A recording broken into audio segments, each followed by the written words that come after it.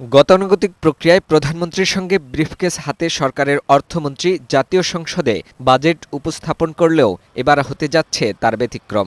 ২রা জুন বিকেল ৪টায় অন্তর্বর্তী সরকারের অর্থ উপদেষ্টা ড সালেউদ্দিন আহমেদ বাংলাদেশ টেলিভিশনে ২০২৫-২৬ অর্থবছরের জাতীয় বাজেট উপস্থাপন করবেন। এটি তার নিজের এবং অন্তর্বর্তী সরকারের প্রথম বাজেট। মূল্যস্ফীতি নিয়ন্ত্রণসহ সামষ্টিক অর্থনৈতিক স্থিতিশীলতা ফিরিয়ে আনতে চলতি ২০২৫-২৬ অর্থবছরে ৭,৯০,০০০ কোটি টাকার বাজেট উপস্থাপন করা হবে। এই বাজেটে মূল্যস্ফীতি নিয়ন্ত্রণ ও কর্মসংস্থানের সুযোগ তৈরিতে সর্বোচ্চ অগ্রাধিকার দেয়া হচ্ছে। একই সঙ্গে বাজেটটি হবে সমতাভিত্তিক ও কল্যাণমুখী। আগামী বাজেটে স্বাস্থ্য, শিক্ষা, তথ্যপ্রযুক্তি ও সামাজিক নিরাপত্তা খাতে বেশি গুরুত্ব দেওয়া হবে। এছাড়া উজ্জীবিত করা হবে গ্রামীণ অবকাঠামো খাতকে। সামাজিক নিরাপত্তা খাতের আওতা ও সুবিধাভোগীর ভাতাও কিছুটা বাড়বে। ৬২২টি পণ্যের সম্পূরক শুল্ক প্রত্যাহার বা হ্রাস এবং ১০০টি পণ্যে কাস্টমস ডিউটি কমানোর প্রস্তাব করা হচ্ছে। যথাসম্ভব চেষ্টা করব রাজস্ব আহরণটা একটু বাড়াতে, ট্যাক্স বাড়াতে। এখন পর্যন্ত যেটা গ্রোথ হয়েছে 7% বলে সাধারণ মানুষ কিন্তু এটা অনেক ফলটা পায় না।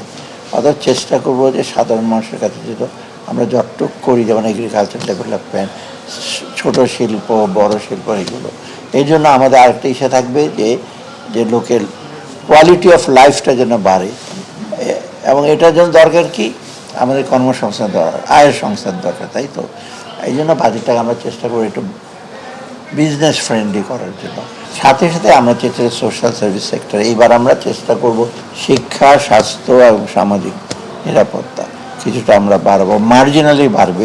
বিশেষজ্ঞরা বলছেন, বাজেটে প্রত্যক্ষ ও পরোক্ষ করের সুব্যবস্থা রাখা, দেশের অর্থনৈতিক পরিস্থিতি এবং ব্যাংক খাতের সংস্কারসহ মানুষের কল্যাণে বাজেট প্রণয়নের তাগিদ দেন তারা। প্রবৃদ্ধি আরও চাঙ্গা করা, আমাদের এখন বিনিয়োগকে উৎসাহিত করা, ব্যক্তি খাতের বিনিয়োগ যাতে আরও ভালোভাবে আসে, মূল্যস্ফীতিটা যাতে আমরা কমাতে পারি, এই বিষয়গুলো গুরুত্বপূর্ণ হবে। সুতরাং বাজেটে যে শুল্ক কাঠামো থাকবে, প্রণোদনা কাঠামো থাকবে, সেখানে যে ভর্তুকি কাঠামো থাকবে, সামাজিক সুরক্ষা খাতে যে ব্যয় থাকবে, এগুলোকে এমনভাবে আমাদের বিন্যাস করতে হবে যাতে সাধারণ মানুষ এটাতে উপকৃত হন।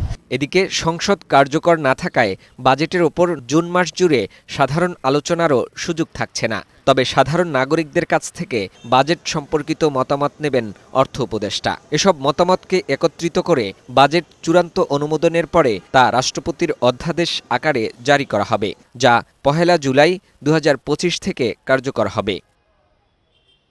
ফাহিম মুনাইম, বৈশাখী সংবাদ, ঢাকা।